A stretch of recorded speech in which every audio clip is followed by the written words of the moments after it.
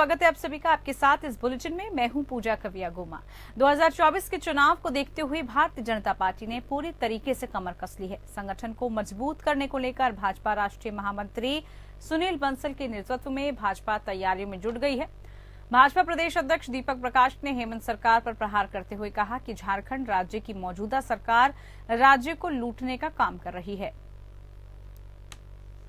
जहां हम संगठनात्मक दृष्टिकोण से पार्टी को और मजबूत कैसे बनाएं, कैसे जीवंत और बनाएं और पार्टी को कैसे धारदार बनाएं, इसकी कार्य योजना बनी है। तो दूसरे तरफ इस राज्य में जो कुशासन का आतंक है, झारखंड मुक्ति मोर्चा और कांग्रेस और आरजेडी, ये तीनों दल के नेता मिलकर के इस राज्य को दोनों हाथों से लूटने का काम कर रहे हैं। भ्रष्टाचार है, कुशासन है, महिलाओं के साथ अनैतिकता है और तो और इसके झारखंड मुक्ति मोर्चा और कांग्रेस और आरजेडी तीनों इस भ्रष्टाचार के भागीदार। जिस विभाग पर आप हाथ डालिएगा वहां हर विभाग में भ्रष्टाचार पाइएगा, हर डाल पर, हर साग पर उल्लू। वहीं बोकारो के सिटी पुलिस ने साइकिल चोर गिरोह का भांडाफोड़ करते हुए 2 चोरों को 11 साइकिल के साथ गिरफ्तार किया। पुलिस के मुताबिक आलम अंसारी और बादशाह लंबे समय से पुलिस के लिए सिरदर्द बने हुए थे। दोनों शहर के अलग अलग इलाकों से साइकिल की चोरियां किया करते थे। गिरफ्तार आरोपी 1 महीने पूर्व जेल से जमानत पर बाहर आया था।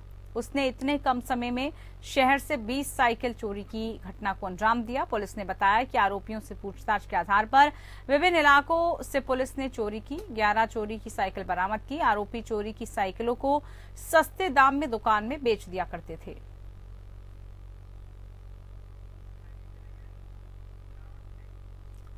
रायपुर में प्रदेश के राजस्व और आपदा प्रबंधन मंत्री जय सिंह अग्रवाल ने रेलवे स्टेशन पर हरी झंडी दिखाकर तीर्थ यात्रियों की स्पेशल ट्रेन को रवाना किया। ट्रेन को रवाना करने से पहले राजस्व मंत्री ने ट्रेन के अलग अलग कोच में जाकर सभी तीर्थ यात्रियों से मुलाकात कर उन सबके सुखद यात्रा की कामना करते हुए शुभकामनाएं व्यक्त की। इस मौके पर जय सिंह अग्रवाल ने कहा कि जो लोग किसी वजह से दक्षिण भारत में रामेश्वरम धाम और अन्य क्षेत्रों की तीर्थ यात्रा नहीं कर पाते हैं, उनके लिए इस प्रकार से की गई सामूहिक तीर्थ यात्रा की व्यवस्था बहुत मददगार साबित हो रही है। राजस्व मंत्री ने श्री त्रिपुर तीर्थ यात्रा सेवा समिति के आयोजकों और सदस्यों को साधुवाद देते हुए कहा कि ऐसे आयोजनों से एक तरफ तो वो लोग समाज की सेवा कर रहे हैं, दूसरी तरफ वो सभी स्वयं भी पुण्य अर्जित कर रहे हैं और वास्तव में देखा जाए तो ये भी समाज सेवा का बहुत बड़ा कार्य है। मंत्री जय सिंह अग्रवाल ने सभी तीर्थ यात्रियों को स्वयं का ध्यान रखते हुए कहा कि यात्रा के दौरान एक दूसरे को सहयोग करने की अपील की। इस स्पेशल ट्रेन में कोरबा जिला समेत छत्तीसगढ़ प्रदेश विभिन्न क्षेत्रों से लगभग 1580 श्रद्धालुगण यात्रा कर रहे हैं, जिन्हें तमिलनाडु राज्य में स्थित रामेश्वरम धाम समेत दक्षिण भारत के अन्य तीर्थों की यात्रा कराई जाएगी। कुल 21 बोगियों वाली इस ट्रेन में 5 बोगी वातानुकूलित और शेष 16 बोगियां स्लीपर कोच हैं।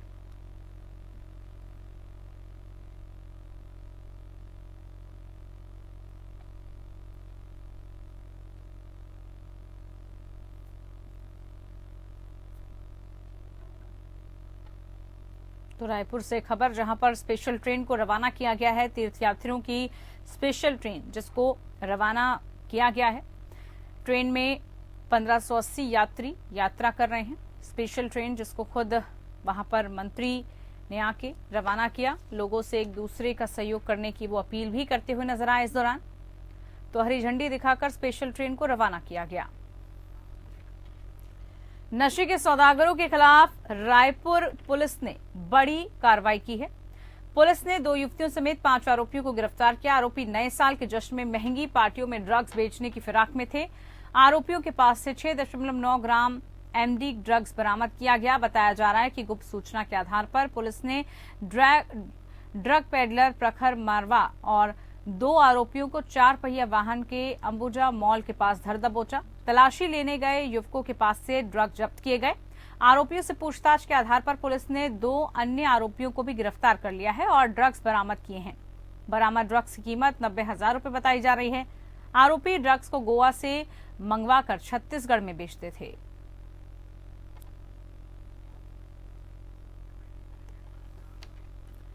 वहीं जम्मू में कश्मीरी पंडितों ने केंद्र सरकार से कश्मीर में हो रही लगातार टारगेट किलिंग के चलते सुरक्षा प्रदान करने की मांग की है। उनका कहना है कि पिछले 1 दशक से अधिक समय से घाटी में सेवारत पीएम पैकेज कर्मचारी और आरक्षित श्रेणी के कर्मचारी दोनों बेहद डरे हुए हैं। उनकी चिंताओं पर ध्यान देने की जरूरत है।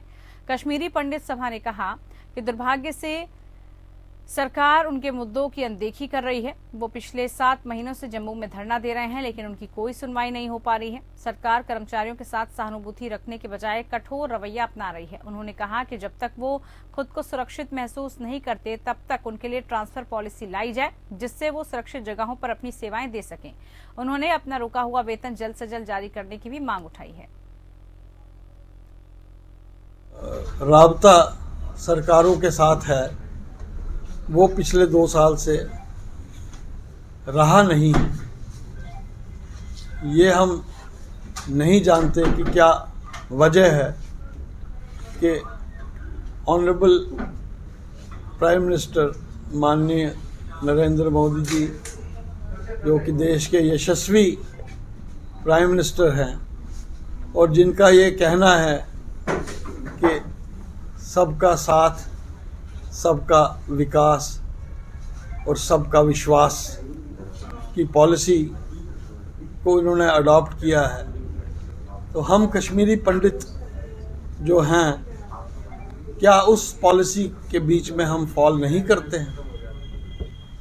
अगर करते होते तो पिछले 2 साल से, खास करके जब से 370 इस स्टेट से हटाया गया, तब से हमारा बराह रास्त कोई सरकार के साथ कोई वार्तालाप नहीं है, एंगेजमेंट नहीं है, और हमारे इश्यूज जो हैं पिछले 32 साल पुराने, वो पाइल अप होते जा रहे हैं।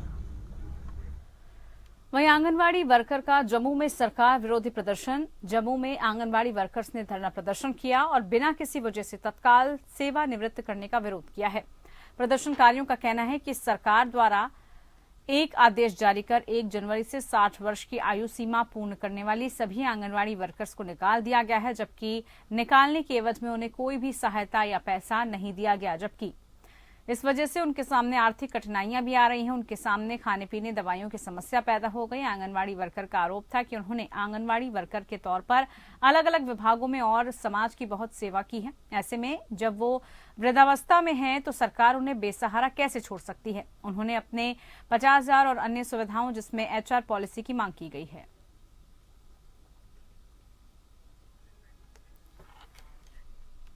इधर राजस्थान के मुख्यमंत्री अशोक गहलोत ने जयपुर में अमर जवान ज्योति से 167 नए एम्बुलेंस को हरी झंडी दिखाकर रवाना किया। इन सभी एम्बुलेंस को अलग अलग जिलों में आधारभूत चिकित्सा सेवाओं को और मजबूत करने के बेड़े में शामिल किया जाएगा। इसके साथ ही मुख्यमंत्री ने एम्बुलेंस निरीक्षण मोबाइल एप्लीकेशन का भी विमोचन किया, जिसके माध्यम से इन एम्बुलेंस वाहनों का मूवमेंट का प्रभावी निरीक्षण किया जा सकेगा। अशोक गहलोत ने इस मौके पर एम्बुलेंस वाहन चालकों को चाबी और मेडिकल किट भी सौंपे। उन्होंने कहा कि पूरे देश में जहां मात्र 41% आबादी के पास स्वास्थ्य बीमा है, वहीं राजस्थान में आज 90% लोगों को मुख्यमंत्री चिरंजीवी स्वास्थ्य बीमा योजना के तहत कवर किया गया है। उन्होंने कहा कि चिरंजीवी योजना के बारे में अधिक से अधिक जागरूकता फैलाई जानी चाहिए, जिससे कोई भी पात्र व्यक्ति इसके लाभों से वंचित नहीं रहे। मुख्यमंत्री ने कहा कि राज्य में कोरोना महामारी के दौरान शानदार प्रबंधन हुआ है।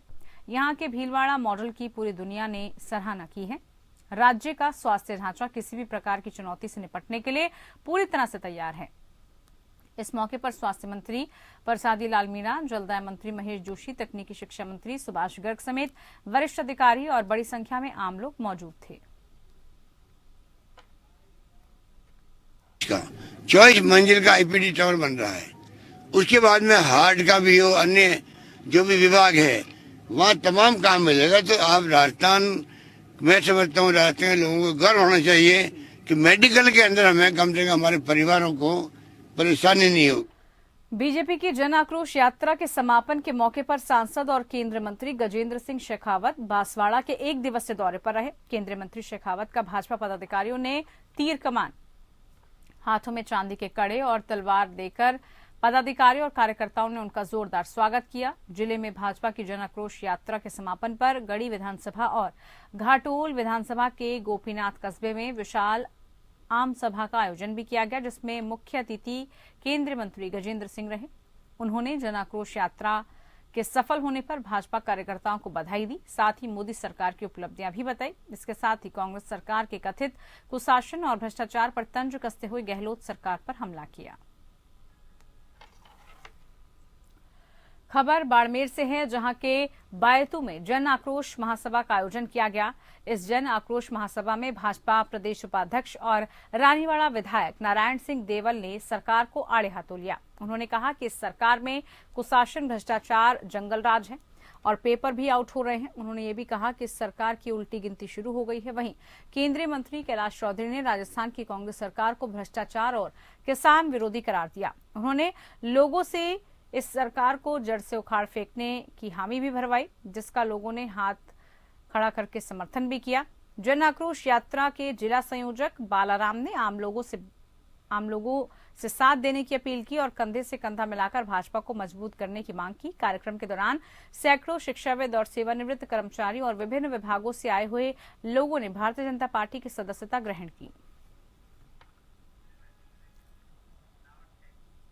विराटनगर विधानसभा दौरे पर आए बीजेपी के राष्ट्रीय प्रवक्ता और सांसद राज्यवर्धन सिंह राठौर ने कार्यकर्ताओं से मुलाकात की। जयपुर ग्रामीण सांसद राज्यवर्धन सिंह राठौर का कई स्थानों पर कार्यकर्ताओं ने माला और साफा पहनाकर स्वागत किया। सांसद ने कार्यकर्ताओं को संबोधित करते हुए कहा कि पानी अनमोल है, इसका संचयन से ही भविष्य सुरक्षित है। क्षेत्र में पानी की समस्या को देखते हुए जल को आपको रखना है सही।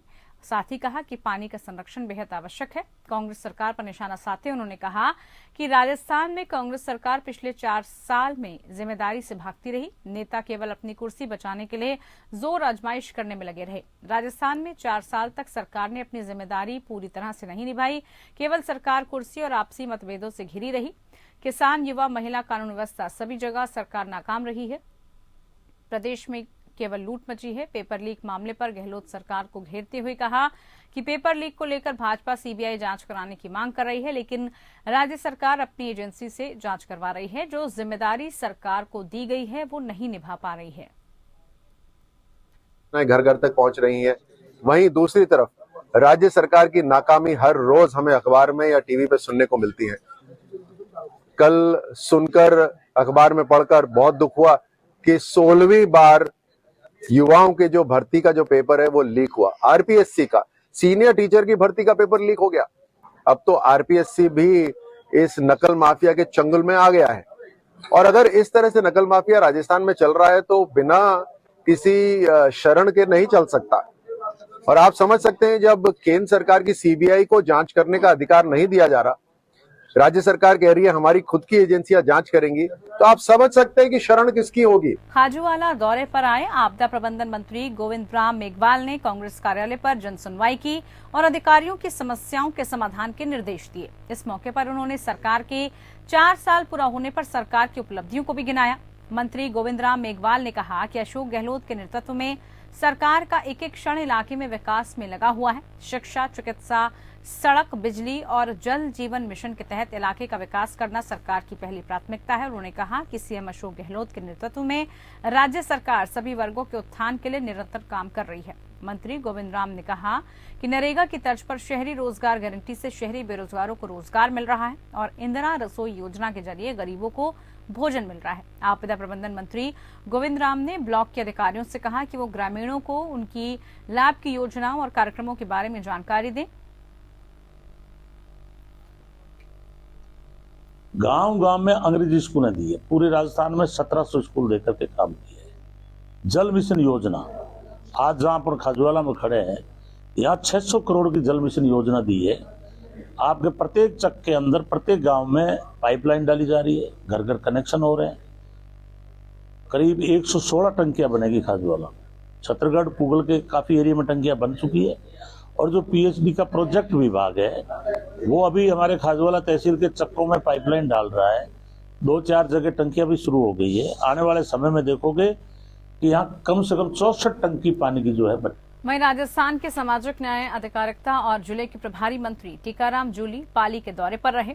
यहां उन्होंने सादरी में कांग्रेस नेता रतन जड़वा के माताजी के शोक सभा में शिरकत की। इसके बाद टीकाराम के नारलाई में मेघवाल प्रतिमा समारोह भी पहुंचे।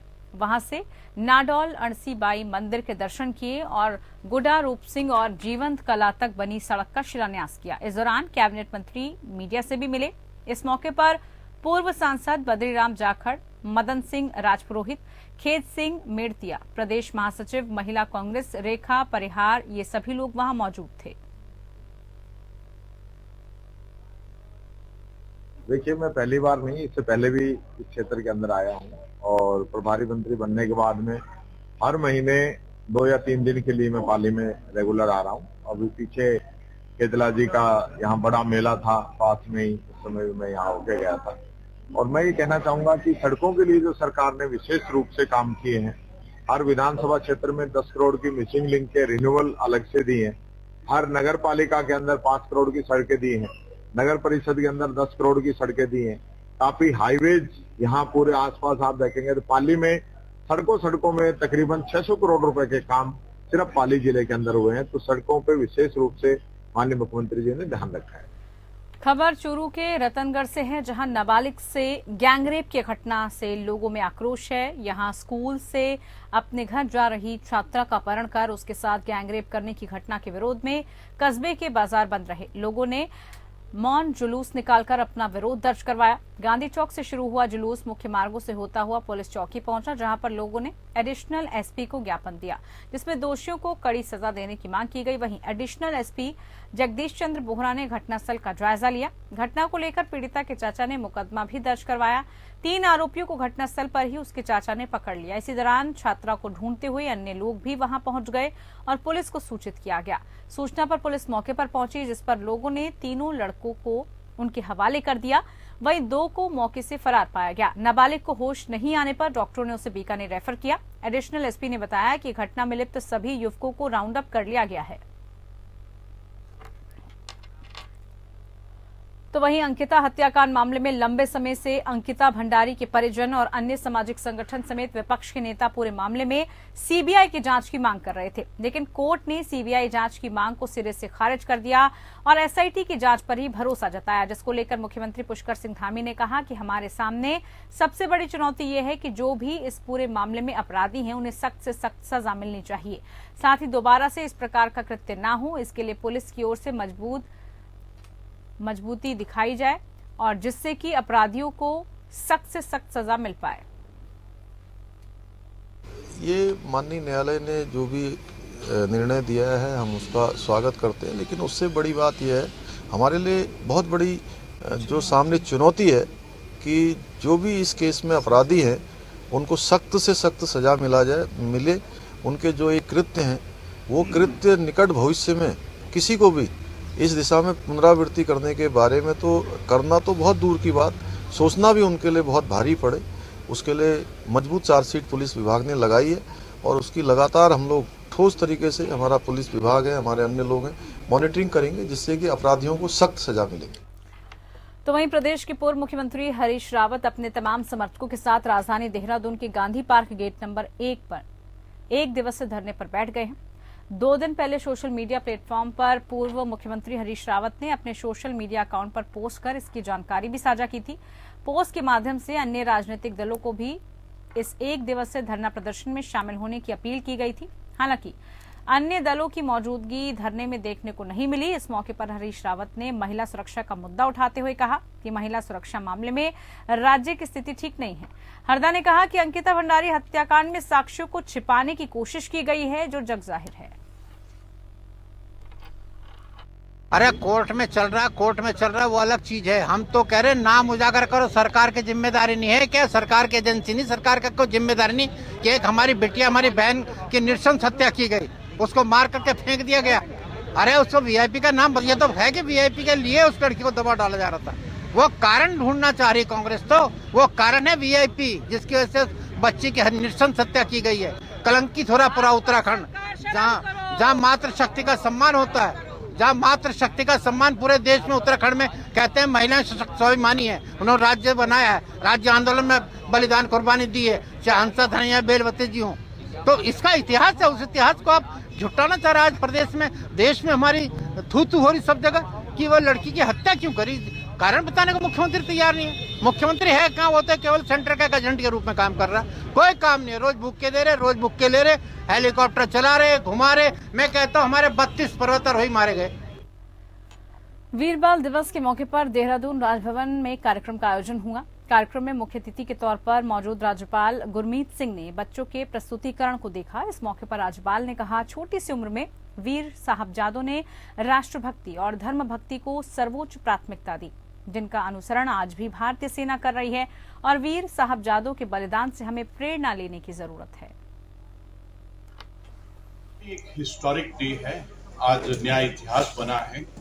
आपको याद होगा कि 9 जनवरी 2022 को गुरु गोविंद सिंह जी के प्रकाश पर्व के ऊपर में माननीय प्रधानमंत्री जी ने ये घोषणा की थी कि 26 दिसंबर को वीर बाल दिवस के रूप में मनाया जाएगा। आज वो दिन हम सबके सामने में है और देखने वाली बात यह है कि जो साहबजादों ने अपने प्राणों की आहुति दी थी, जो उन्होंने एक बलिदान, एक सुप्रीम सैक्रिफाइस का एक उदाहरण अपने धर्म के लिए, अपने राष्ट्र के लिए, अपने निश्चय के लिए दिया था, उसको 1705 से लेकर कितना समय है, लेकिन इसको एक नियुक्ति करना कि एक दिन हम वीर बाल दिवस के रूप में मनाएंगे, अपने आप में एक बहुत बड़ी बात है।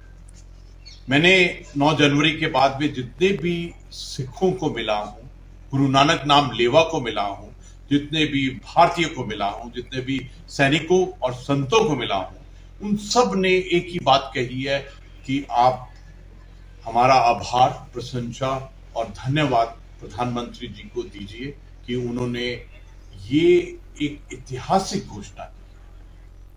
चलिए, इसी के साथ खबरों में फिलहाल के लिए इतना ही। नमस्कार।